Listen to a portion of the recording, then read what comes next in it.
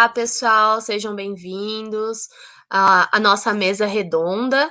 Meu nome é Fernanda, eu sou bióloga, bacharelado e mestre em Ciências Biológicas em Biodiversidade Neotropical, e hoje eu vou estar mediando a mesa para vocês sobre sexo, gênero, natureza e cultura, onde a gente vai ter a presença aí de 4 participantes, né? Que é o Amiel Vieira, a Renata Lima, o Hilton Japiaçu e o Murilo Mendeiros. Conforme eu for chamando eles, eu vou falando para vocês de qual universidade que eles são, qual que é uma breve bibliografia deles, tá? Só contextualizando um pouco também, eu faço parte da rede Cunhaxé de Mulheres na Ciência, tá? A gente é uma rede que atua muito com a questão acadêmica, né? E a inserção de mulheres e de outras interseccionalidades dentro do meio acadêmico, né? Tentando trazer política, a gente tem diversos GTs voltados aí com atividade educacional, GT voltado para políticas. Então, quem quiser também conhecer um pouco do nosso trabalho, fiquem à vontade, a gente tem o Instagram e tem o Facebook. Então, sintam-se à vontade também para estar entrando lá e conhecendo a gente, tá? Eu vou começar, então, aqui com a palavra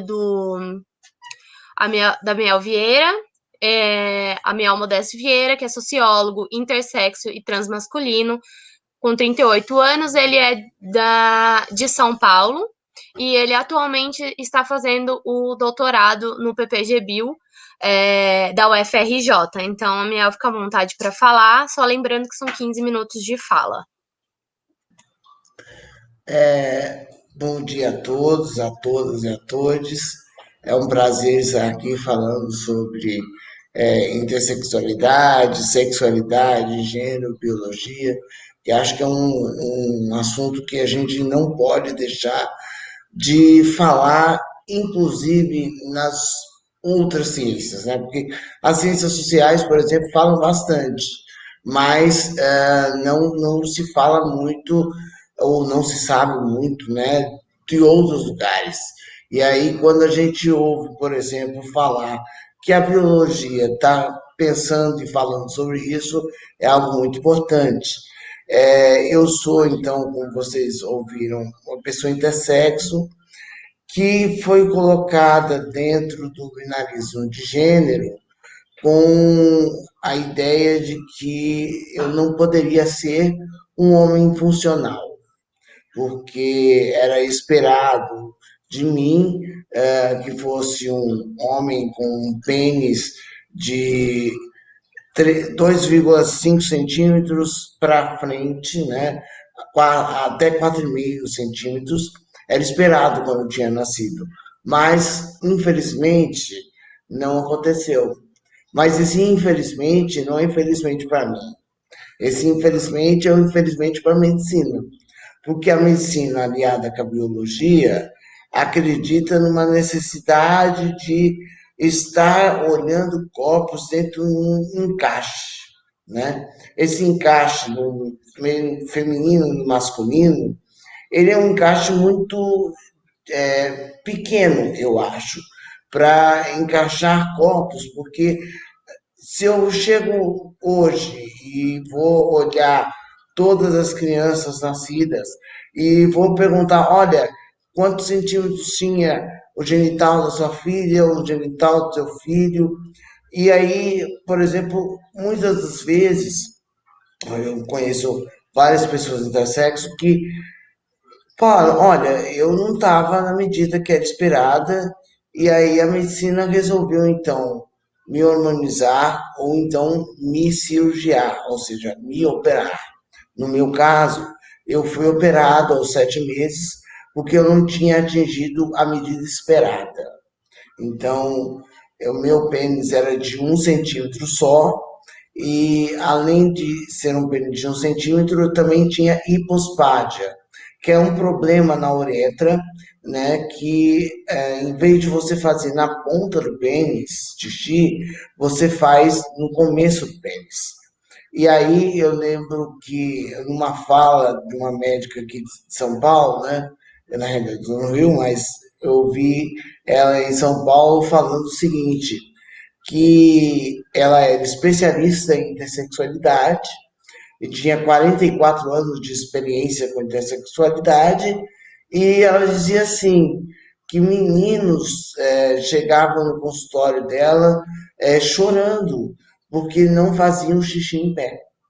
Então, eles precisavam de uma cirurgia para que se fizesse xixi em pé.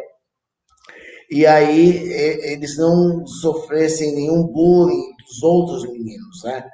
Mas aí a grande pergunta que fica é, mas fazer então o que define você ser homem ou mulher, então é você fazer xixi sentado ou xixi em pé?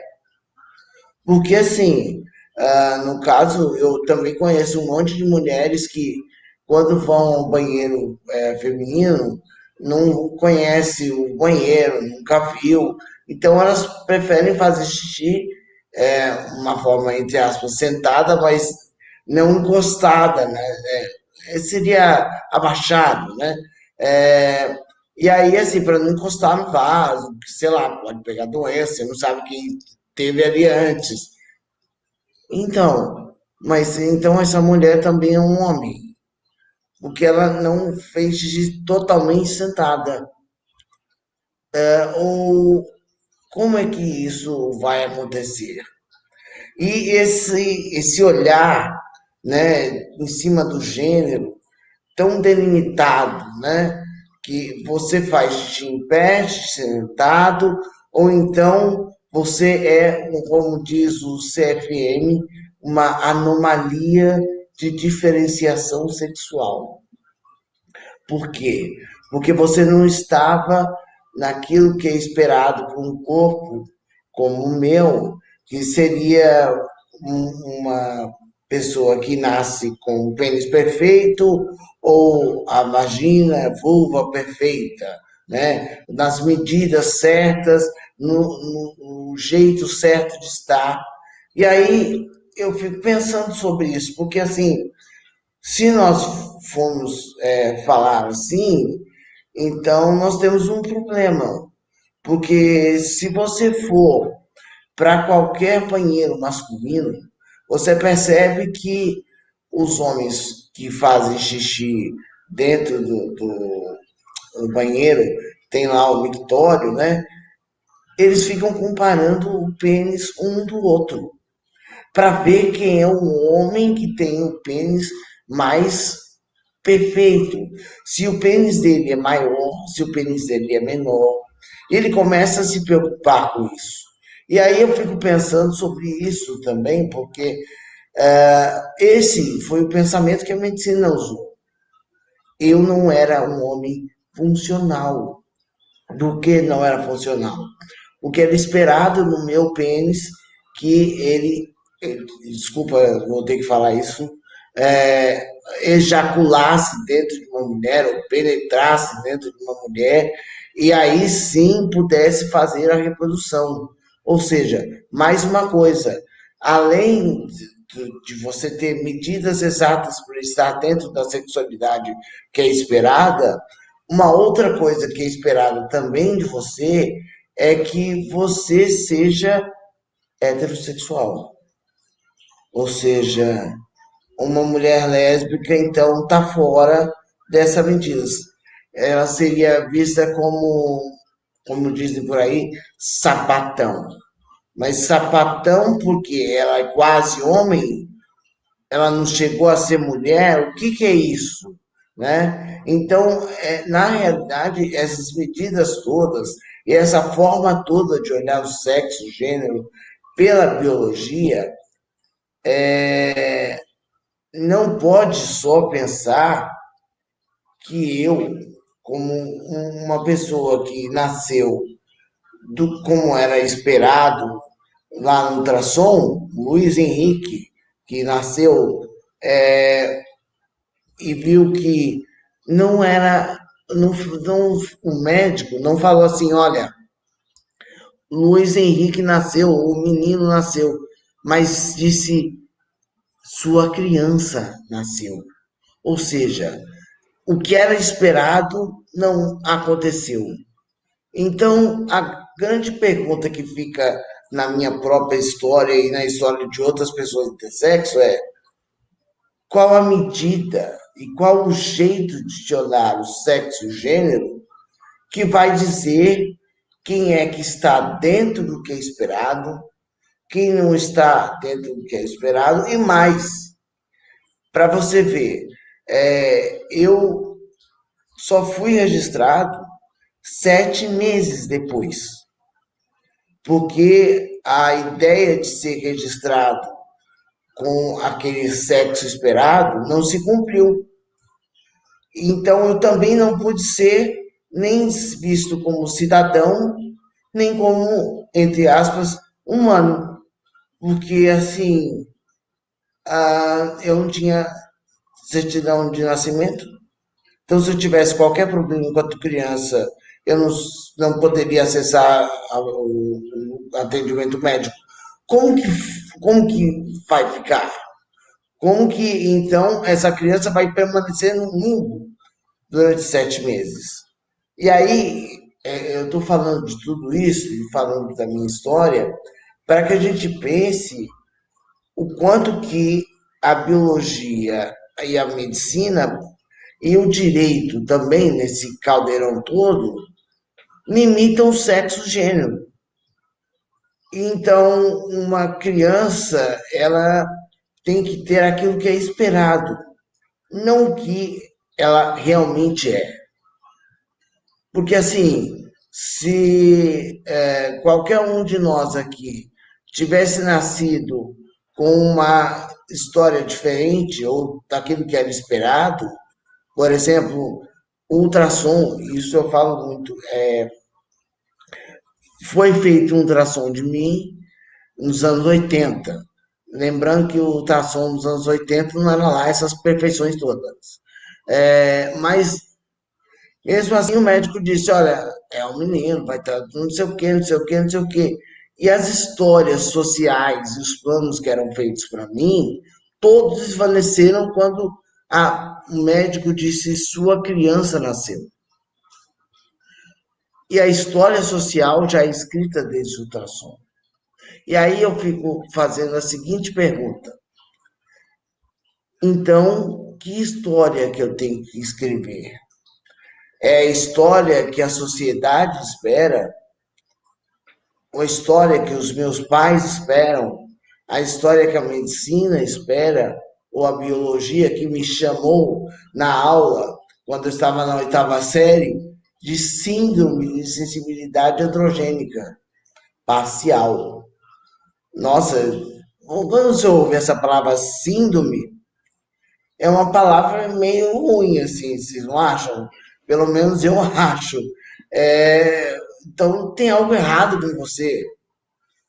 E quando eu ouvi isso na sala de aula, eu ficava pensando, gente, essas pessoas aí, então elas não existem, né? Elas devem ser uma questão assim, meio que a gente não conhece, não tem acesso, porque são síndromes.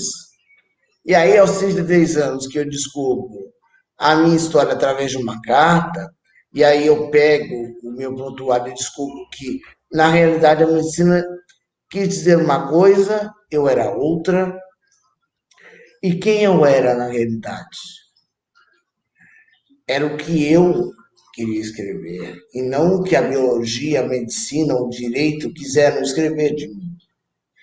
E para encerrar, eu acho que quando a gente fala muito dessa questão da biologia, a biologia que chega à sala de aula precisaria ser um pouquinho mais inclusiva, eu acho.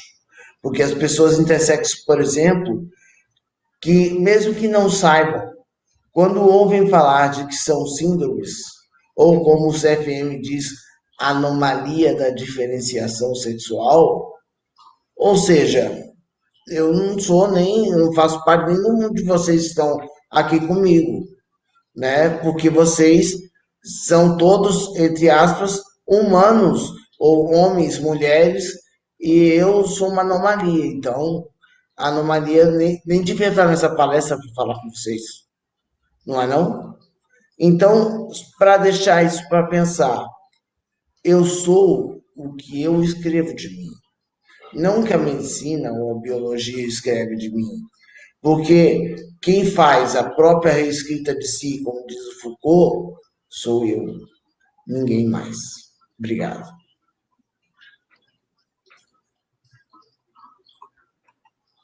Obrigada, Miel, pela fala. Achei muito interessante tudo, né, que você falou. E mais pra frente a gente vai estar então discutindo a fala de cada um de vocês com mais calma e com interação aí com o pessoal do YouTube. Muito obrigada pela presença. Agora a gente vai seguir com a fala da Renata Lima, que é graduada em Ciências Biológicas pela Unesp de Botucatu, mestre e doutora também em Ciências Biológicas, atuando aí na área de genética, também pela Unesp de Botucatu, e atualmente ela é professora da Universidade Federal da Bahia, desde 2016, e coordenadora do curso de graduação em Ciências Biológicas também da UFBA. Então, Renata, fica à vontade. Então, vou dar primeiro o meu bom dia, né, a todos, a todas e a todes, né, então eu acho que é tudo um aprendizado, a gente vai aprendendo, né, nas mesas, né, ouvindo as pessoas. Agradeço muito, né, o convite para participar. Então, eu estou na UFBA desde 2006, né? E hoje estou coordenadora do curso de Ciências Biológicas. E desde essa minha caminhada, né, de fazer pós-graduação, até de entrar numa universidade pública, que esse era o meu sonho, e quando eu cheguei na UFBA, sempre me envolvi muito na parte administrativa, para tentar entender um pouco a universidade, não só como docente, mas entender a universidade como um todo. Então, eu acho que isso é toda uma construção que a gente vai fazendo.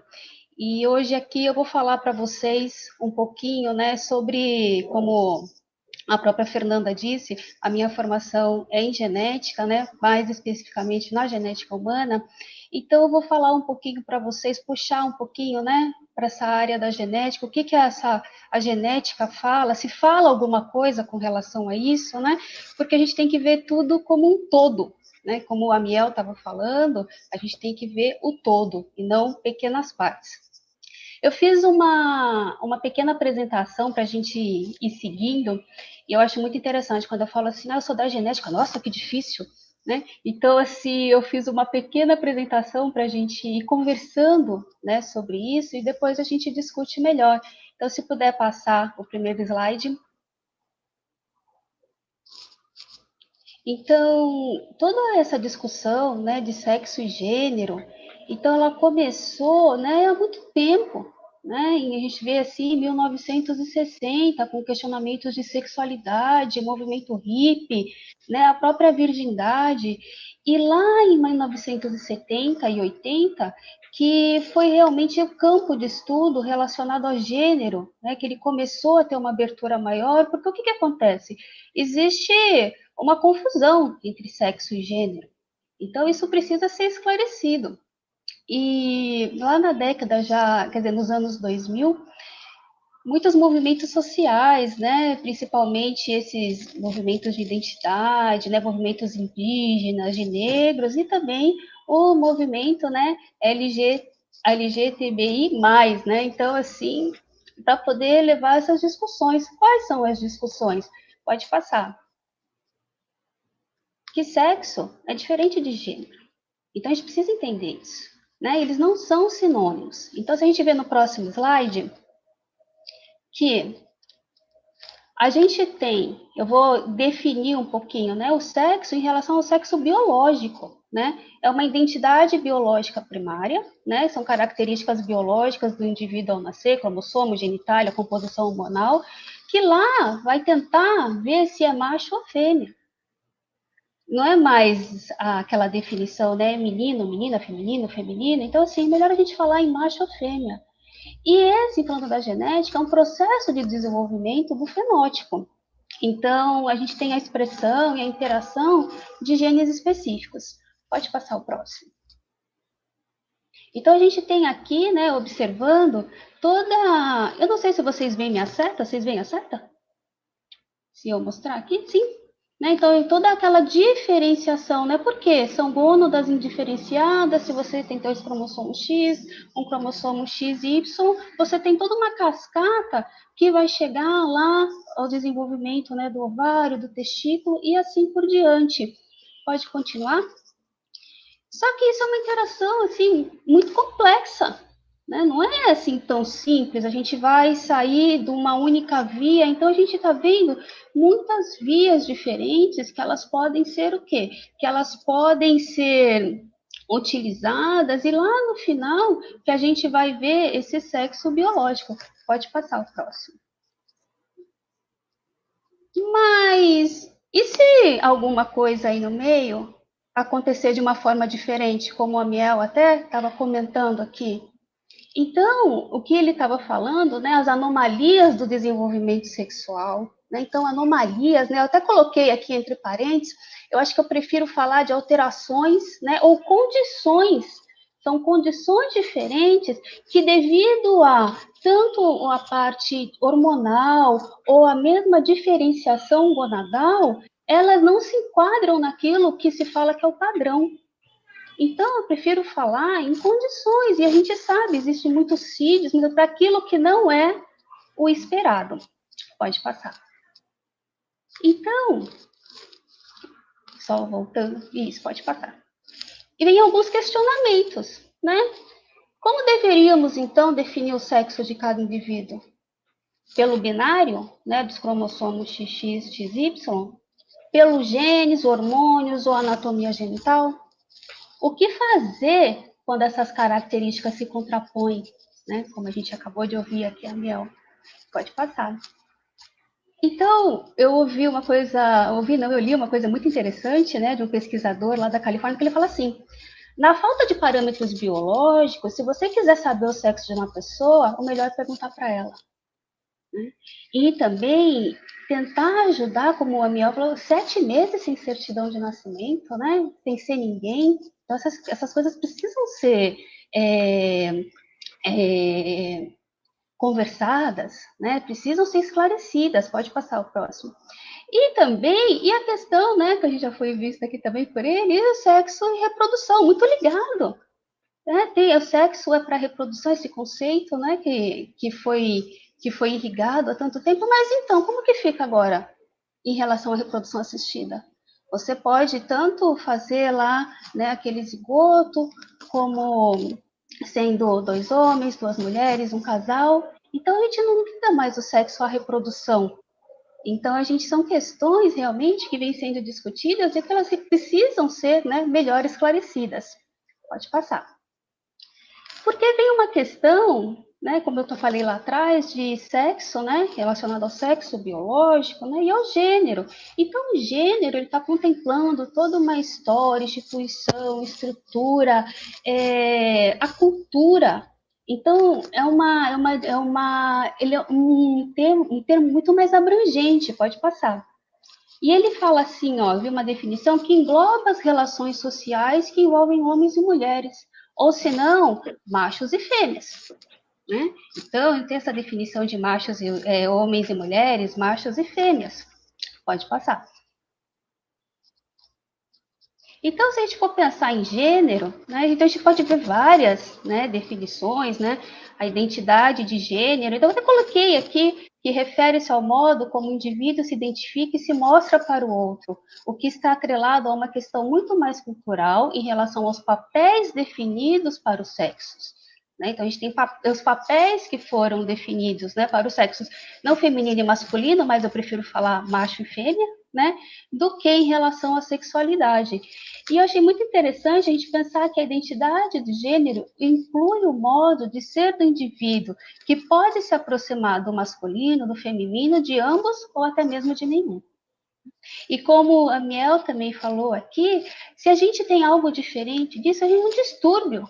Né? Então, é um distúrbio de identidade de gênero que as pessoas colocam ali como trans, que tem CID, né? Porque se a pessoa quiser se ela for um transgênero querendo fazer a reversão sexual, então o que acontece? Ela precisa de um CID para falar que aquilo é uma patologia, então ela conseguir fazer essa operação pelo Sistema Único de Saúde. Então, essas palavras, como ele disse, são muito fortes, né? Anomalia, síndromes, distúrbios, né? Para você ter se mostrar uma identidade, aquela que você está se entendendo, não aquela pré-determinada pela sociedade. Pode passar. Então, só passando o próximo, né? A gente tem que pensar também que tudo isso é diferente de orientação sexual. Né? Então, na orientação sexual, então a gente trata da direção, né, ou da inclinação do desejo afetivo e erótico do indivíduo em relação a outras pessoas. E vou falar aqui, um destaquezinho, a homossexualidade, né, que pode ser definida, que são vários termos que a gente pode usar hoje, mas se a gente for na área da genética, a gente vê o termo, né, da homossexualidade. Já vou mostrar para vocês alguns estudos. Que a pessoa que se sente atraída pela representação de gênero igual à sua ou não, né, se limitando ao seu sexo biológico. Então, pode passar o próximo. Tudo isso para chegar, né, a gente falar um pouquinho dessa genética do comportamento. Então, que tem muitos estudos, pode passar, pode colocar as figurinhas, porque se precisa saber como que isso ocorre, né? Se tem realmente, se a parte biológica está envolvida. Então, todos esses estudos relacionados à homossexualidade, eles começaram com estudos de gêmeos, né? Monozigóticos, aqueles univiterinos ou dizigóticos, mostrando que havia uma concordância entre irmãos, né? Que tiveram essa opção, né, homossexual, que quando eles eram irmãos monozigóticos, eu vi essa concordância maior. Então, o que é isso? Tem uma heredabilidade, que a gente fala em genética, tem o quê? Tem um componente, né, genético envolvido, mas não é só ele. Então, outros estudos, então eu achei bem interessante, na hora que eu estava fazendo até uma revisão, em 1993, eles começaram a estudar, né, os cromossomos, tudo, e acharam essa região XQ28, e até atribuída a vários artigos, eles colocam entre aspas, mas eles falam o gene gay, porque tinha uma associação dessa região. E depois outros estudos também, uma associação de outras regiões dentro do nosso genoma que podem contribuir, né, para essa homossexualidade. O interessante é que tem um trabalho mais recente agora, de 2019, mostrando, né, que a gente tem tanto essas regiões que já foram descritas que podem ser relacionadas, associadas. A gente não quer dizer que se tiver vai ser assim, porque como a gente falou ali atrás, não é só um fator, né? A gente tem o que? Vários fatores que podem influenciar nesse gênero. Então, esse último trabalho aqui, ele mostra 5 regiões, né, que foram relacionadas, associadas, né, ao homossexualismo, e esse estudo ele foi feito com mais de 490 mil pessoas, se eu não me engano, mostrando essas regiões, mas também falando que a gente não pode resumir, né, toda essa interação biológica a essas alterações, né? Ou se não, aqui não são nem alterações, são polimorfismos, que são alterações no nosso DNA, mas assim, que podem estar relacionadas. Então, acharam essas regiões, mas assim, precisa de muito estudo para isso. Pode passar o próximo. Então, o que a gente vê muito hoje em dia, pode passar, pode colocar, é os estudos da epigenética. O que é epigenética? Né, que são essas marcas que elas podem ser passadas, ou então ela pode o quê? Essa marca, ela pode ser alterada, né, durante o curso. Então já tinha essa marca lá nesse cromossomo, mas o que eu achei muito interessante, pode colocar o outro também, é que são muitas interações. Se a gente olhar essa figurinha aqui do meio, lembra daquela gônada indiferenciada, diferentes tipos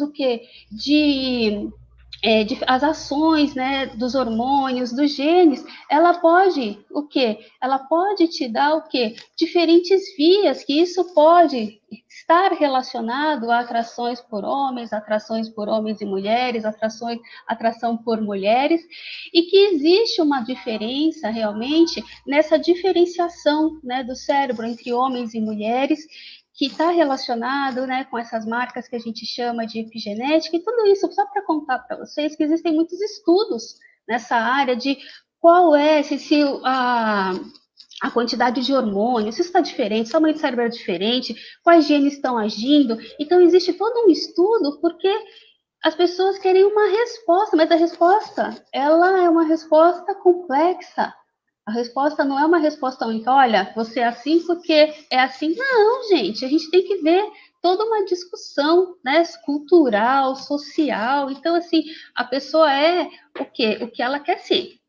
Então, a gente tem vários estudos, né, mas na realidade a gente não tem pontuações, né, de dentro da genética, que é isso, é aquilo, ou é aquilo outro. E esse tipo de trabalho que eu achei muito interessante, que as pesquisadoras, elas apontam assim, que, que lá no estudo delas, que essas marcas de metilação, o que acontece? Elas podem fazer genes se expressarem ou não, né? Por isso que é interessante estudar a epigenética, que essas marcas também vão mudando. Então, às vezes, você está olhando, esses estudos são feitos em camundongo, então, às vezes, você está olhando o camundongo nesse momento, mas e lá no desenvolvimento, como que era? Então, existe também toda uma linha de estudo, né, que faz parte do que a gente pode chamar, assim, mais ou menos, de genética e comportamento.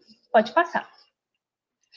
Mas, na realidade, eu acho que tudo isso precisa ser, né, amplamente discutido dentro das escolas, dentro das universidades, né? Pode passar, pode colocar todos, né? Eu coloquei só alguns pontos aqui, falando assim, que esses locais, eles são responsáveis por uma educação que envolve os alunos em meio social, político, histórico, do país, buscando a cidadania como uma forma de transformação da sociedade. Reconhecer que esses espaços, né, eles são espaços de convívio com a diferença e um dos lugares mais importantes para a discussão da formação de atitudes, que deve valorizar a pluralidade cultural e posicionar-se, né, contra qualquer discriminação baseada em diferenciação cultural, classe social, orientação sexual e assim por diante, que também é indispensável questionar não somente o que se ensina, né, mas como se ensina. Né? Eu acho que esse é um ponto importante. E também propostas pedagógicas que reflitam e problematizem, né, os saberes normatizados, né, e naturalizados a respeito do gênero e da sexualidade. Pode passar o próximo. Então, só para terminar a minha fala, eu queria colocar duas reflexões aqui, que eu falo assim: educar é construir, libertar homens e mulheres do determinismo, passando a reconhecer o seu papel na história, considerando a sua identidade cultural na sua dimensão individual e coletiva, né, lá de Paulo Freire. E também, ao tratarmos de sexualidade, esse aspecto tão fundamental e presente nas nossas vidas, é preciso considerar a diversidade de vivências que envolvem e que dizem respeito à condição de existência de cada um. Todo ser humano tem a sua maneira particular de sentir e se relacionar, independentemente da qual seja, é preciso respeitar. Então, agradeço, né, o convite, depois estamos aqui abertos para discussão, deixei aqui também o meu e-mail para vocês.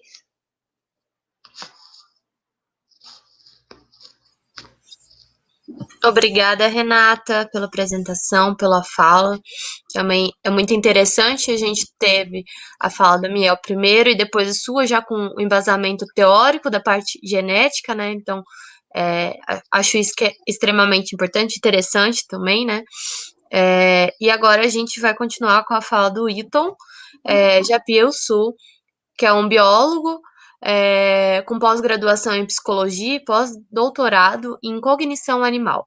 Ele tem interesse nas interfaces entre as ciências biológicas e as humanidades, estuda comportamento animal, evolução, ecologia e a sua relevância para a conservação, buscando entender como a mente animal surge a partir de um corpo, e também como inserir essa cognição em teorias biológicas para ver qual que é o impacto que ela causa. Então, então fica à vontade e seja bem-vindo. Muito obrigado, Fernanda. Obrigado a todas e todos que me ajudaram a estar aqui e a todos que estão também participando aqui desse belíssimo evento.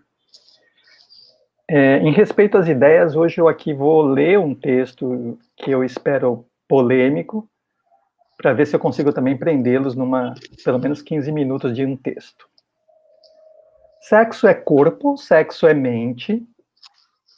Embora tudo indique a corporeidade do sexo, com sua carnalidade explícita, sua genitália exposta, sua mecânica exigente e orgasmos lancinantes com uivos primais do mais ancestral instinto de sobrevivência, embora tudo isso sugira corporeidade, não resta dúvida que fetiches, estratégias de sedução, a erotização do cotidiano, incluindo ideias e relações sociais, não resta dúvida que há uma imensa cultura e mesmo um aberto comércio do sexo. Se hoje operamos nossos corpos em entidades transgênicas, isto apenas demonstra uma superação total da dualidade natureza-cultura. Por exemplo, seriam os grãos de milho transgênico entidades biológicas ou culturais? Naturais ou artificiais? Seriam aquelas micro-raças de cães que já vêm com plano de saúde, adestrados, tosados, banhados em odores de rosas e comendo ração para idosos, obesos, castrados com problemas renais. Seriam esses mini-animais que só conhecem cães apenas pelo espelho. Seriam eles ainda mesmo cães ou humanos presos em corpos de cães? Ou seriam eles a chave para a compreensão da natureza eminentemente híbrida da vida mental? Separar sexo de gênero está em continuidade com essa tradicional e equivocada dicotomia natureza-cultura. Defender sexo como um atributo biológico e gênero como construção social é um equívoco, muitas vezes até bem intencionado.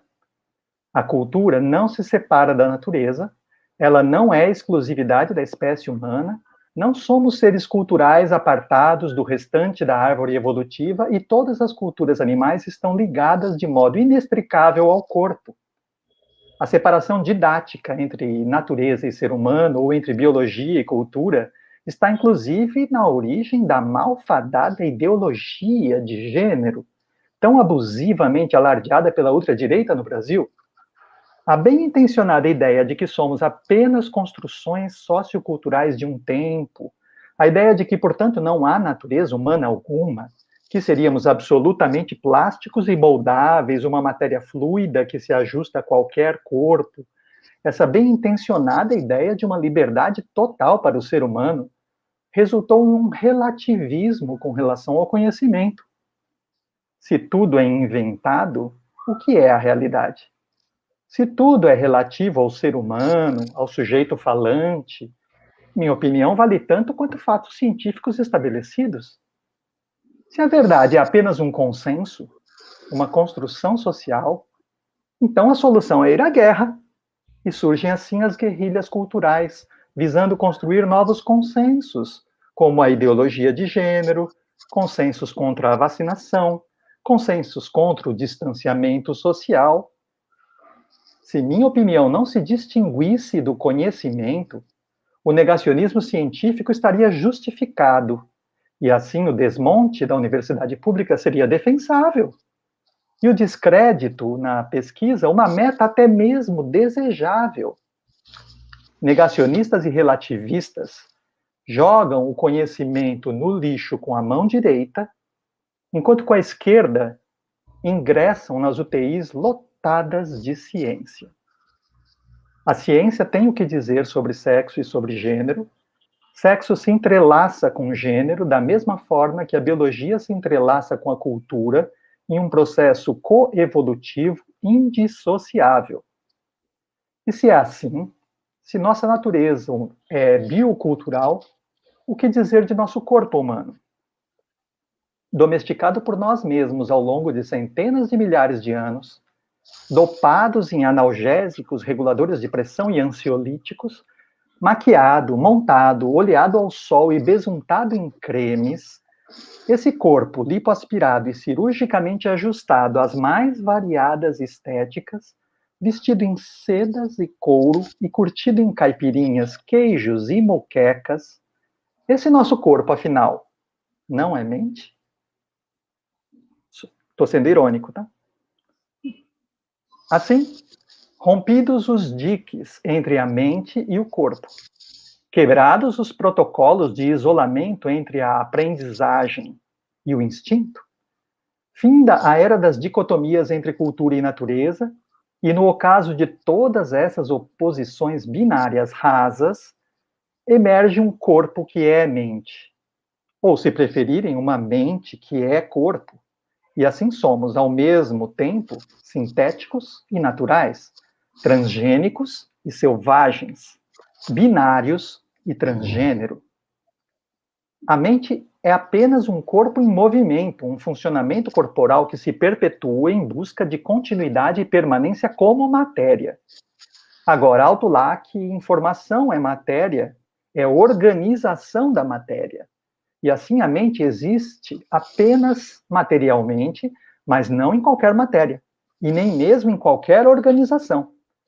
A mente existe apenas enquanto matéria organizada para se perpetuar, o que é diferente de se reproduzir, organizada para se perpetuar de forma autônoma. A matéria viva, em algum momento evolutivo, criou uma dobra sobre si mesma, uma organização circular, que é a mente. Por muito tempo, a biologia se espelhou na física e, até então, nosso corpo era concebido apenas como fluxo de matéria e energia. Depois veio a era dos códigos e da semiótica, e nosso corpo passou a ser concebido basicamente como uma linguagem de genes. Mas hoje nós já entendemos que temos outras organizações materiais aqui dentro desse corpo compacto.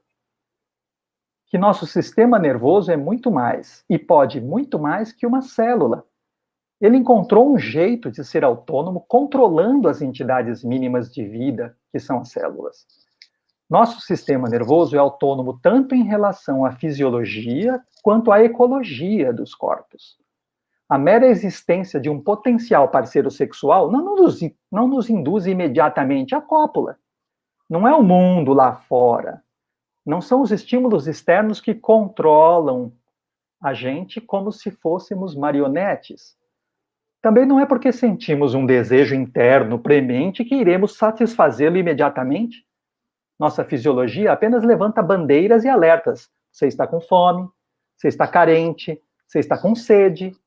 Mas estes alertas, esses estímulos internos em nosso corpo, eles não estão no comando. Não somos crianças irrefreáveis, mesmo porque até crianças se controlam. Quem efetivamente está no comando é o indivíduo. Quem está no comando é essa carne neural redobrada sobre si mesma. Nossos genes são ferramentas que ativamos ou desativamos no fruir de nossa autonomia. Nossa sociedade influi em nossas decisões, mas somos nós que decidimos. Não a sociedade, não os genes. A etologia humana, a psicologia evolucionista, a ecologia humana, todas essas abordagens de caráter híbrido entre biologia e ciências humanas, todas elas simplificam demais o homem, o que é compreensível. O ser humano não é fácil, é preciso simplificar para entender. Todas elas buscam explicar a essência, o universal no humano. E ao buscar nosso universal transcultural, invariavelmente encontram nossos ancestrais símios, hominídeos, hominíneos. Entender o passado é realmente fundamental. E o que dizem essas ciências híbridas sobre o nosso passado? Dizem que meninos gostam de meninas e vice-versa, e que isso é natural, pois visa a reprodução. Dizem que meninos gostam de meninas mais jovens, de belos corpos simétricos, com cintura fina ou quadris largos. Dizem que meninas gostam de meninos poderosos no grupo social, que gostam também de meninos de belos corpos simétricos. Dizem que somos monogâmicos e que há relações extraconjugais com frequência até que relativamente elevada. Dizem que nos deliciamos no social, que copiamos as boas soluções praticadas por indivíduos visivelmente bons no que fazem, e dizem que somos criativos apenas na medida do necessário, quando copiar sai caro. Dizem que falamos pelos cotovelos por natureza e que cooperamos mais que a média primata. E o que é que essas ciências híbridas têm deixado de lado? Em uma palavra, a diversidade. Ao buscar o universal e a essência, elas deixam de lado o plural e o ambivalente. Temos sociedades humanas atuais nas quais uma fêmea se une matrimonialmente a múltiplos machos. Temos sociedades humanas atuais que permitem o poliamor, seja como uma fase ou uma opção de vida. Temos mulheres guerreiras determinando o curso da história, temos sociedades matriarcais para além das patriarcais. Não há como naturalizar o patriarcado sem jogar para baixo do tapete toda essa variabilidade que simplesmente existe. A ciência não deve explicar alguns seres ignorando outros. A biologia, que sempre valorizou a diversidade em todos os seus aspectos, não haveria agora de insistir em um mundo sexualmente binário. Meninos de todas as culturas estudadas variam imensamente com relação à sua preferência por simetria bilateral e cintura fina. Meninas em todas as culturas variam imensamente em suas preferências pelo status elevado de seus parceiros sexuais. Se há grande diversidade nesses aspectos da heterossexualidade, há também um arco-íris de orientações sexuais, e essa imensa variação e plasticidade se explicam pela autonomia do indivíduo. Insistir na aptidão reprodutiva indireta como chave para explicar os comportamentos homossexuais ou transexuais não tem sido um caminho bem-sucedido. Precisamos acrescentar novos conceitos ao lado do conceito de aptidão. Se na teoria evolutiva a função de um comportamento se explica sempre por sua aptidão reprodutiva, na ecologia, a função de uma espécie é sua contribuição para o funcionamento da comunidade. Se a diversidade aumenta a resiliência de um ecossistema, talvez uma diversidade de gêneros e orientações sexuais nos torne também uma sociedade mais resiliente, mais sensível ao outro e mais capaz de enfrentar desafios. A autonomia e a ecologia despontam como bons guias para entendermos a diversidade sexual. A experimentação com o corpo, desde inofensivas tatuagens e piercings, passando por transplantes e implantes ortopédicos, intervenções cirúrgicas estéticas ou identitárias, implantes de chips de realidade aumentada, intervenções fisiológicas para o aumento de massa muscular, pílulas para impotência, atenção, memória. Com o tempo, a capacidade de intervir no corpo vem aumentando exponencialmente. E essa experimentação livre com o corpo progredirá ainda mais à medida que o mundo não humano vai sendo extinto. À medida que as mudanças climáticas e a nossa explosão populacional vão forçando o ser humano a conviver apenas com seres humanos em ambientes muitas vezes virtuais. Extinta a diversidade biológica, extintos os biomas, caatinga, cerrado, etc., quando só restar um mundo distópico, inteiramente à nossa imagem e semelhança, talvez venha a ser até mesmo salutar que a monotonia de uma vida em frente ao espelho seja rompida por uma explosão de cores e diversidade de corpos humanos. Mas atenção, que essa distopia é falsa. Primeiro porque o Salles vai ser preso e a Amazônia vai sobreviver. Segundo porque mesmo na distopia não vamos nos livrar da natureza e isso é bom.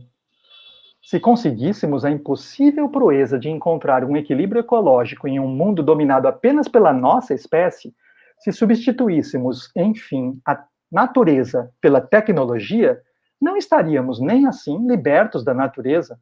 Não há como se livrar da natureza simplesmente porque a natureza somos nós. E isso é bom. A livre experimentação com o corpo abre a porta para múltiplas subjetividades no fio da sexualidade humana. A intervenção cultural no tecido orgânico desfaz dependências ancestrais entre distintos aspectos de nossa sexualidade, criando múltiplas novas vozes, todas elas bem-vindas. Agora, nossa bem-vinda liberdade para criar um corpo não é ilimitada. Temos autonomia para decidirmos sobre nossas cirurgias e pílulas, mas autonomia não é sinônimo de independência. Nunca foi. Não somos independentes dos genes nem da sociedade. Eu sou autônomo para gerir meu corpo, mas não sou independente do mundo. Dependo do supermercado, emprego, amigos, família. Sou, ao mesmo tempo, dependente e autônomo, e isso é bom. Intervenções fisiológicas e cirúrgicas gerando corpos transexuais ou dissidentes de uma dicotomia sexual binária, tais intervenções gerarão uma explosão de vozes interiores. Vozes que ancestralmente se expressavam como feixes coesos orgânicos. Vozes que ancestralmente delimitavam uma espécie em grande parte binária. Vozes que ancestralmente se organizavam prioritariamente para otimizar a reprodução dos corpos. Ao vivenciarmos hoje, dentro de um corpo ancestral, sua transmutação hormonal ou cirúrgica em personas sexuais múltiplas ou dissidentes do sistema gênero, iremos certamente precisar de apoio social, de amigos, família, gente próxima. Necessitaremos de apoio solidário e institucional. E a biologia contemporânea, buscando compreender o fenômeno humano, é parte deste apoio e deve ampliar essa temática em seus cursos de forma transversal, mas também incentivando a criação de disciplinas específicas focadas no tema, fundamentais para a licenciatura, para a formação de novos professores. Durante e após essas transformações de corpos reais, necessitaremos de apoio solidário e institucional, tanto para nos compreendermos dentro desse novo mundo de vozes dissidentes, quanto para sermos compreendidos durante nossas transmutações corporais. Esse admirável mundo novo, sexualmente novo, é certamente um mundo de bravura. A bravura necessária para a conquista de uma nova ética. Mas até mesmo, e talvez principalmente, bravos guerreiros precisam de amor. E nessa hora, contem conosco. Muito obrigado. Obrigada, Hilton. Muito legal sua fala. E já vou aproveitar o gancho aqui. Teve muitos comentários também, o pessoal achou incrível. E aproveitar o gancho, se você puder disponibilizar esse texto pra gente depois, Claro. Que foi sensacional e traz muitas reflexões bacanas, assim. Agora, então, a gente vai continuar com Murilo Medeiros, transmasculino, licenciado em Biologia pela UFBA, estudante de mestrado no programa de pós-graduação de Ecologia, Teoria, Aplicação e Valores também na UFBA, pesquisador do grupo Polifruit e no Instituto Nacional de Ciência e Tecnologia em Estudos Inter- e Transdisciplinaridades em Ecologia e Evolução. E, além disso, o Murilo, ele também é colaborador do projeto Ciência Cidadã de Guardiões de Chapada e também ele atua como colaborador da rede Cunhaxé de Mulheres na Ciência. Murilo, fica à vontade, lembrando 15 minutos de fala. E para o pessoal que está nos assistindo, eu gostaria de lembrar para deixar as suas dúvidas no chat, que após a fala do Murilo, então aí a gente vai iniciar uma discussão com todos os integrantes da mesa. Obrigada, Fernanda. Todos me escutam bem? Então, bom dia a todas, todos e todes. Gostaria de saudar a Miel, a professora Renata, que é minha professora no Instituto, professor Hilton, Fernanda. Eu queria começar falando um pouco sobre o sexo, o conceito de sexo que surgiu há quase 100 anos aí, e um dos grandes nomes foi o Theophilus Painter, que traz os cromossomos sexuais e diz, né, que os cromossomos XX seriam o complexo cromossômico feminino. E ao longo da história do sexo biológico, nós conseguimos ver essa valência de gênero dentro das teorias biológicas, que foi passando para a sociedade ao longo do tempo. E é possível ver até hoje essa valência através de falas como do Brian Sykes, da Universidade de Oxford, sobre o X e o Y tendo casamento uma vez feliz e cheio de trocas íntimas. Eu trago isso do texto da Sarah Richardson, de 2012, Sex in the X. Eu posso botar aí o nome para vocês, eu peço aí, se possível, colocar aí no chat. Durante a história também desse conceito, Houve-se, então, uma relação entre X e Y como os referenciais da feminilidade e masculinidade biológicas, trazendo essa valência natural dos comportamentos e dos papéis estereótipos de gênero. Então, há uma relação de correspondência direta, e isso eu falo na ciência, através das publicações científicas. O X, né, ele vai ser descrito, então, em termos tradicionais de gênero, como um cromossomo mais sociável, controlador, conservador, monótono e maternal, trazendo os papéis de gênero da mulher, a mulher cisgênera, para a biologia como um comportamento natural e baseado, então, na genética. E, da mesma forma, o Y, sendo um ele atribuído ao masculino, tradicionalmente, então, machista, ativo, inteligente, astuto, dominante, bem como degenerado, preguiçoso e hiperativo. Isso tudo são bases referenciais científicas. Bem, então nós podemos ver que a categoria sexo, ela traz consigo valores de determinismo biológico na sociedade. E isso começa a ser pontuado principalmente em estudos feministas, principalmente na década de 80, trazendo, então, a ideia de superrepresentatividade das mulheres na ciência como uma grande problemática, algo que está presente até hoje, não à toa existe a Rede de Mulheres na Ciência, pontuando a necessidade de existência de grupos que são subrepresentados no fazer científico, e isso tem um porquê.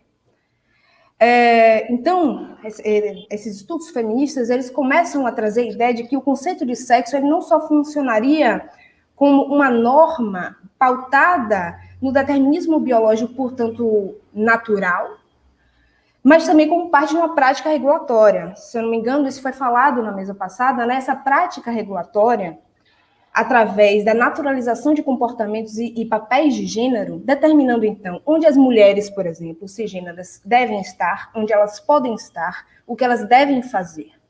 E os homens, por sua vez, homens cisgêneros, e com base na heterossexualidade compulsória, que foi falado pelo professor Hilton, né, quais são os papéis, então, e os poderes naturais, baseados no essencialismo biológico, que esses corpos, então, detêm na sociedade. Então, isso é chamado por Foucault de ideal regulatório. E Judith Butler, nos traz, então, a ideia de materialidade do corpo, em que é dada como essência material a biologia, e não como esse corpo seria, então, uma base já pré-estabelecida, que ela seria marcada pelo tempo, e seria moldada pelo tempo e pela sociedade, e não como um corpo que seria construído através dos valores da sociedade. Então, nós temos também a materialização dessa norma, porque a partir do momento em que nós naturalizamos os comportamentos e os papéis de gênero a partir da biologia, né, a biologia servindo como uma ferramenta de normatização social, nós temos, então, que a essência material das normas sociais seriam, então, pautadas nesse determinismo biológico. Então, é possível começar a refletir do que esses estudos trazem, do porquê a representatividade é importante, e porque nós temos que, então, discutir a subrepresentatividade em um local de poder, que é o local do fazer científico. Porque nós temos na ciência, e isso foi falado na mesa anterior, uma ideia de que o conhecimento científico ele não é algo socialmente mediado através das localizações sociais do cientista. O cientista ele é despersonificado, ele é desumanizado e deslocado do seu local nas estruturas de poder. E esse pensamento é moldado através do pensamento ocidental do que é ciência. E eu não quero aqui cair no negacionismo científico, mas é preciso que, no exercício do fazer ciência, nós tenhamos também essa reflexão crítica. Então, esse pensamento ocidental, dessa objetividade dos resultados e dessa possibilidade em que o cientista, em seu laboratório, asséptico e desconectado da sociedade, possa, então, fazer uma simetria entre natureza humana e natureza não humana. Produzindo, então, um pensamento que seria neutro de valores, porque ele está deslocado, esse cientista está deslocado do seu local enquanto um ser humano social. É importante, então, pensar que a vivência, ela não deixa de se relacionar com a construção do conhecimento. E que não podemos ignorar o fato que o cientista e sua produção falam sempre a partir de um lugar nas estruturas de poder. Não à toa, durante a história, quem conceituou e quem discutiu o sexo biológico foram homens cisgêneros, brancos, heterossexuais. E, inclusive, essa imagem de cientista, ao longo da história e do seu local ocupado na sociedade, permeia o nosso pensamento imaginário do que é ser um cientista. Se você joga cientista aí no Google, você vai achar várias fotos de homens brancos, heteronormativos, cisnormativos, com seu jaleco em seu laboratório. Então, essa naturalização dessa verdade ontológica do que seriam mulheres biológicas, do que seriam homens biológicos, portanto, seres humanos válidos, vem de uma imparcialidade epistêmica, de uma imparcialidade da produção de conhecimento. E é necessário, então, que nós comecemos a nos atentar sobre a reflexão, sobre as complexas posições que nós ocupamos, que nós temos acesso nas estruturas de poder, e também as posições que nós somos excluídos. E eu trago aqui o posicionamento enquanto uma pessoa trans na biologia. Esse posicionamento que é excluído ao longo da história, pelo menos, no meu caso, do Instituto de Biologia, o qual sou o primeiro cientista trans a adentrar esse instituto, a se formar e a acessar um programa de pós-graduação. Isso precisa ser discutido também no fazer ciência, no mediar ciência, na educação científica, na formação de professores. Eu, enquanto licenciado, apesar de, no PCN, terem leis, terem diretrizes que apontem a necessidade de discussão sobre gênero, sobre identidade de gênero, sobre sexualidade, nós não somos formados para isso. Nós sequer estudamos a história da biologia para entender como ela tem sido usada como ferramenta de normatização social, não só em relação ao sexo, não só em relação ao gênero, mas também em relação à raça e também em relação à conservação ambiental, que é possível que nós possamos ver na relação da Primavera Silenciosa, na relação da Revolução Verde com a Guerra Fria. Mas nós não vemos isso na nossa formação. Como é que nós iremos, então, produzir um conhecimento com imparcialidade epistêmica se nós sequer discutimos sobre isso? Então, a ideia é que se rompa com essa universalização dos valores eurocêntricos, com essa universalização do conhecimento científico, eurocêntrico, que na escala estrutural de hierarquia de conhecimento se coloca no topo como universal, como verdade, como fato, sempre ignorando completamente os conhecimentos tradicionais e inclusive conhecimentos que fazem parte das culturas que fogem da cultura eurocêntrica, como no caso no Brasil, as identidades travestis, que são identidades latino-americanas. Então, nós precisamos, então, dar luz aos saberes e ocupações resistentes nesses lugares, como a academia, que são lugares de hegemonia. E é isso. Minha fala se encerra aqui. Muito obrigada. Murilo, muito obrigada pela sua fala, pela sua participação. Eu até anotei algumas coisas aqui, que eu sou meio perdida com as coisas, para eu não me perder, né? O que eu achei, vou fazer um comentário em cima do que o Murilo acabou de falar, justamente dessa questão da interseccionalidade, que a gente não é formado para a gente ter esse pensamento de interseccionalidade, né? Pensando assim, mais em um quesito acadêmico, em que a gente acaba, consequentemente, não vendo essa diversidade dentro de posições de liderança, que é onde justamente a gente precisaria inserir uma política e uma discussão nesse assunto. Então, o que a gente enxerga é que esses locais de liderança, onde essas políticas deveriam estar sendo discutidas, ela é historicamente e ainda é majoritariamente ocupada por homens brancos e cis. Pelo estereótipo normativo, né? Chamado de normativo. E a partir também dessa reflexão, então eu vou abrir para todos os integrantes da mesa ficarem à vontade para a gente ter uma discussão, e vou estar passando para vocês algumas perguntas que surgiram ao longo da fala de cada um de vocês. Então, fiquem à vontade para falar, para complementar a fala um do outro, tá? A primeira pergunta que surgiu foi logo na palestra do Amiel.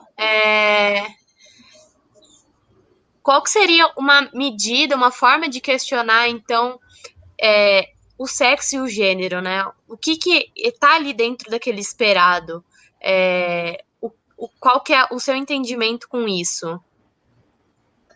Olha, eu acho que a primeira coisa que a gente precisa fazer é tirar o falômetro da medicina. Urgente, urgente. Porque assim, senão a gente vai começar a fazer. Espera aí um minutinho, nasceu a criança.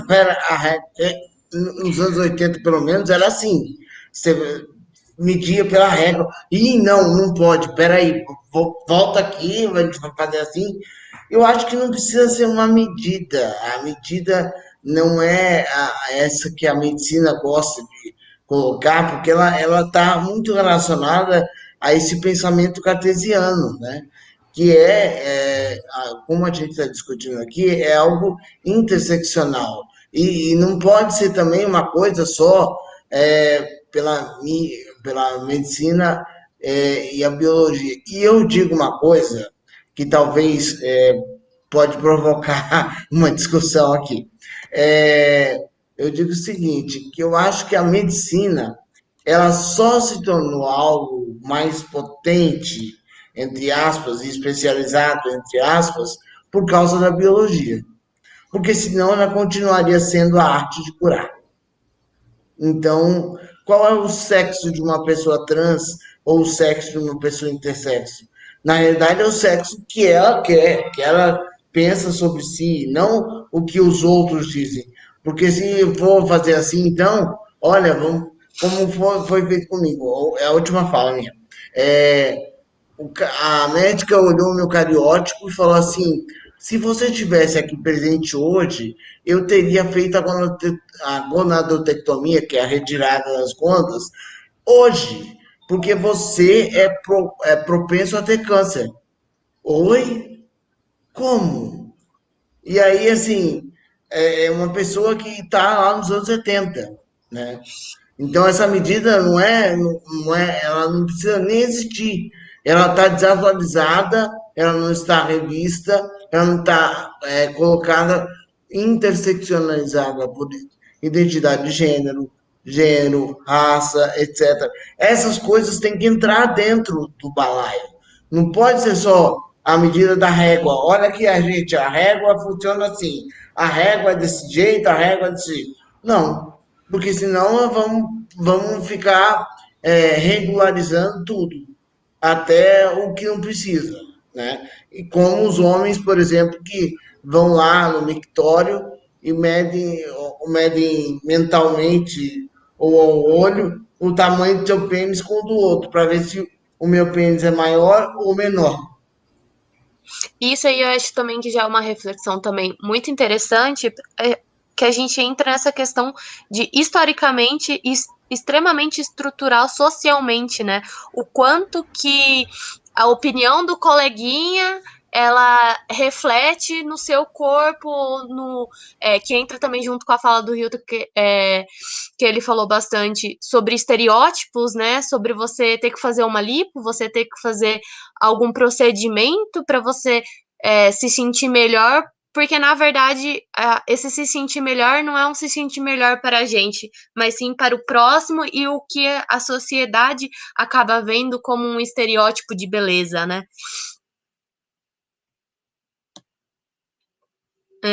Desculpa. Acho até que, assim, estereótipos nunca deveriam existir. Só para começar. Sim. Bom, aí a gente já vai entrar também em uma outra pergunta, que é dos corpos desobedientes, sobre qual seria, então, o sexo de uma pessoa trans.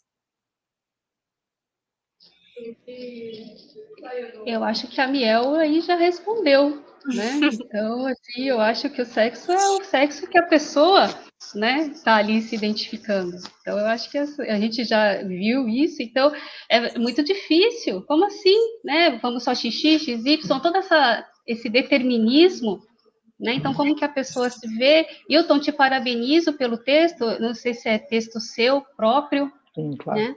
Então, texto ótimo, excelente. O pessoal começou a pedir a referência aqui, né?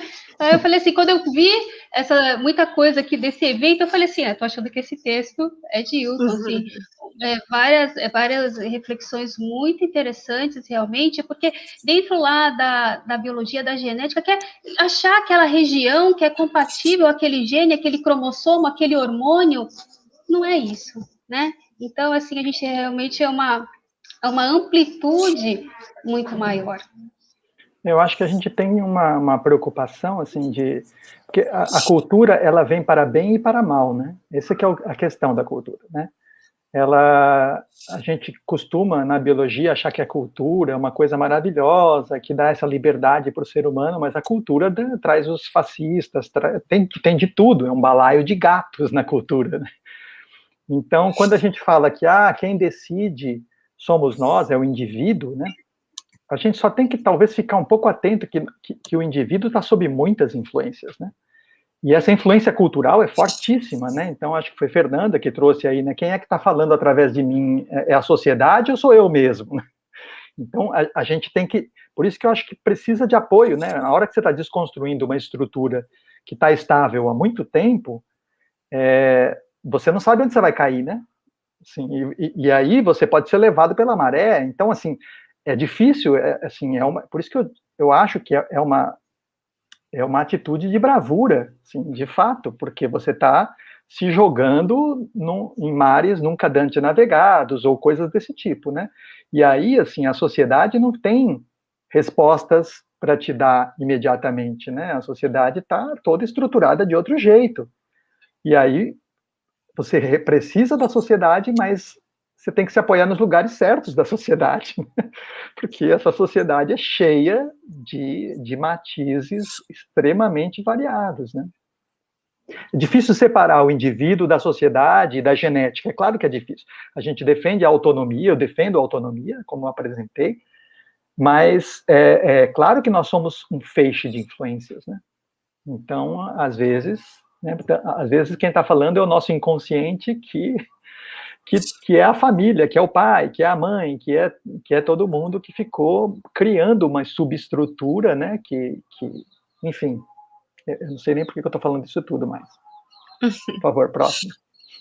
E eu acho, só complementando assim rapidinho, que eu acho que tem tudo a ver com isso que a gente tá falando, é a fala que até a Renata trouxe, né, do Eric, que é, se você quer saber o gênero da pessoa, ou qual que é a sexualidade dela, qual que é a orientação, não que isso devesse ser de interesse do próximo, né, mas ao invés de você quiser ficar adivinhando ou querer ficar julgando, pergunte para ela se ela se incomoda com isso, pergunte para ela se ela se importa de te falar sobre isso, né. Eu acho que isso é um passo muito importante, fora além da questão, lógico, de respeitar, independente da sua opinião, respeitar, né?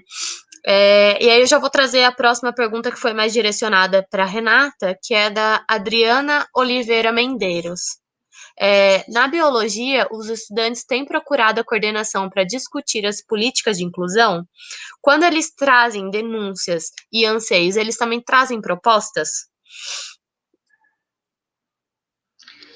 Então, com relação à procura, realmente não em relação, pelo menos no colegiado, esse tempo que eu estou lá junto com o Gilberto, não em relação à inclusão, né? A gente tem outras procuras, outras demandas, eu acho que muito mais relacionadas a disciplinas, a momentos, a professores, e eu acho até interessante esse momento aqui para falar que, como eu falei na mesa passada, eu coloquei no chat, o colegiado ele está aberto, né, a ouvir. Então, às vezes a pessoa não sabe nem que pode ir lá falar sobre isso, propor, né, alguma discussão, ou se não, vamos colocar isso no seminário, vamos colocar isso aqui, ali.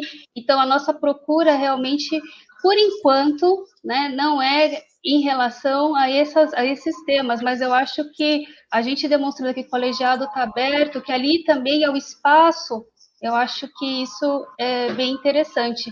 Então, assim, não que não tenha chegado, mas, assim, eu acho interessante que as pessoas possam ver o colegiado dessa maneira também.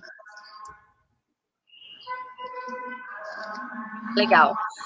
Eu acho isso também muito importante, assim, é algo que eu tenho até mesmo tentado sugerir, muitas vezes quando eu converso com alguém que tem sofrido algum tipo ou de preconceito ou algum tipo de problema dentro da parte da academia, é para tentar procurar, né? E muitas vezes o que eu acabo escutando, às vezes, é que um programa de pós ou que uma coordenação ela não faz tão jus ou não.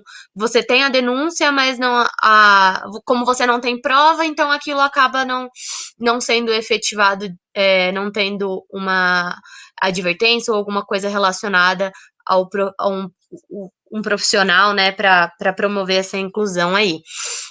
Mas é um passo que eu acho que devagarzinho a gente vai conseguir aí fazer com que se desenrole, com que a gente consiga ter essa diversidade, inclusão e respeito, né, dentro desses ambientes.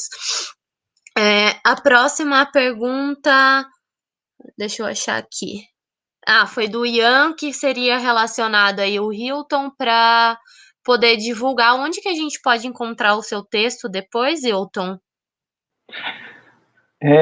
Então, o texto é meu mesmo, Renata. E eu posso disponibilizar, talvez até uma boa ideia, acho que eu vou publicar ele no blog Darwinianas, que é um blog que a gente tem um coletivo de pesquisadores, né? E aí já fica aberto para todo mundo, pronto, né? Acho que talvez seja mais fácil dessa forma, né? Mas eu posso mandar para vocês, se vocês quiserem ir distribuindo de outra maneira antes, né? Porque talvez demore um pouco, né? Eu queria só falar sobre a questão institucional que Renata tocou, né? Eu acho que a gente deveria, e Pedro está perguntando também, Pedro Rocha, sobre a formação dos biólogos e tal. Deixa eu aproveitar só te cortar rapidinho, só para eu ler a pergunta dele, para todo mundo se inteirar. Ele perguntou, então, com base nas reflexões apresentadas, qual seria a diretriz mais importante a ser incorporada para alterar a formação que damos aos biólogos? Bom, então, essa pergunta acho que não seria para mim, né? Seria mais para a Renata, de qualquer forma, mas, como eu já estava falando, eu acho que o tema da sexualidade precisa ser tocado transversalmente nas disciplinas, né? Então, assim, não é uma coisa que se resolve com uma disciplina, né? Assim, precisa existir uma disciplina. Essa disciplina precisa ser possivelmente obrigatória para a licenciatura. Assim, para o bacharelado ela é importante, mas para a licenciatura ela tem que ser obrigatória, porque nossos professores não têm preparo. Já uma das primeiras mesas hoje de manhã estava dizendo isso, né? Acho que a Isaura estava tocando isso, né? Os professores não têm preparo para falar sobre isso. E aí o que eles ficam fazendo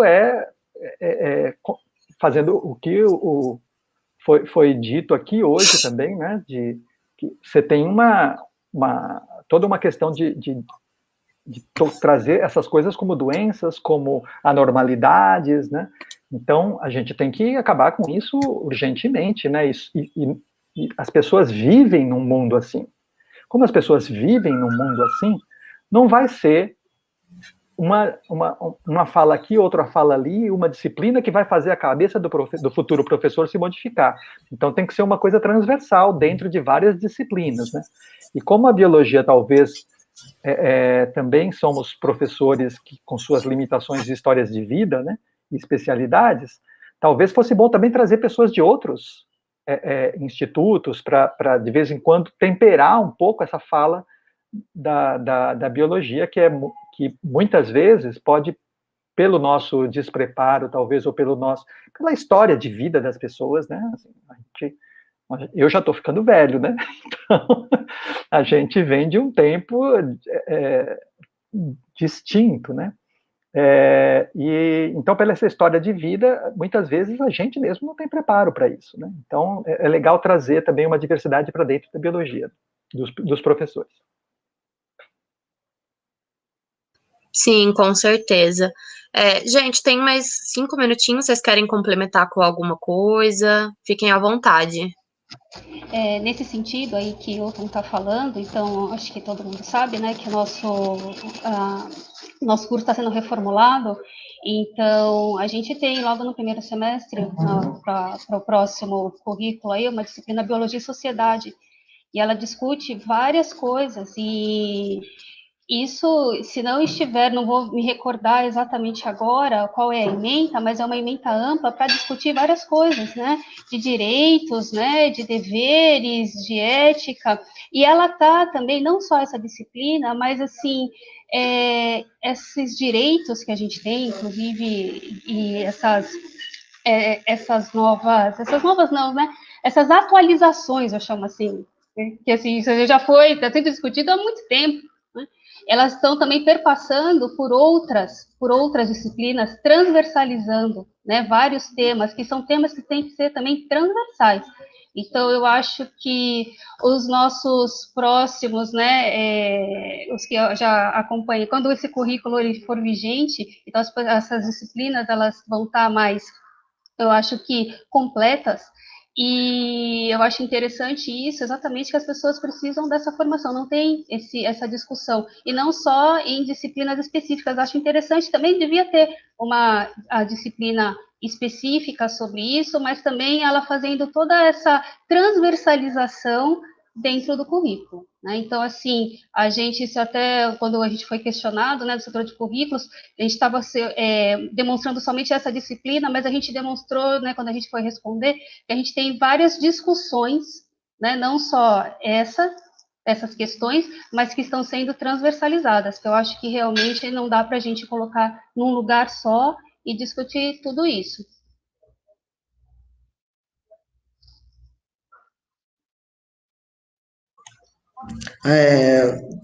Tá rolando barulho aqui, mas eu só vou aproveitar a pausa que deram para só dizer uma coisa.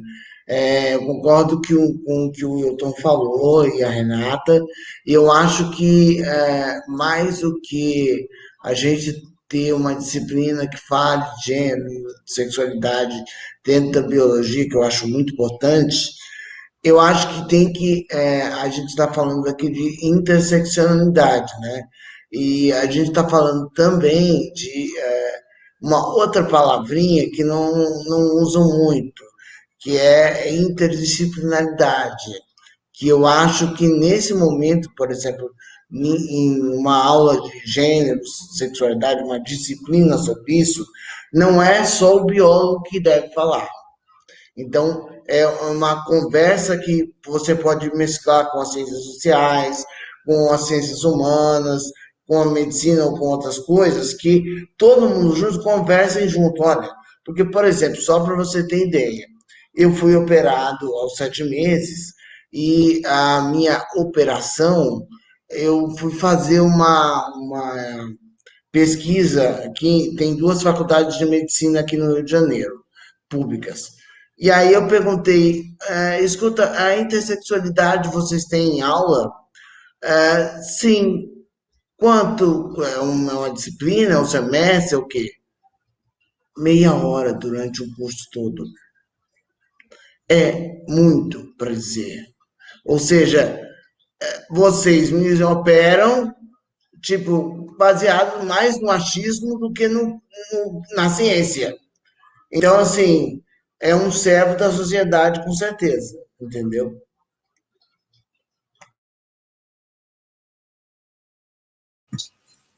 Sim, quase não é discutido, né, na verdade, esse assunto.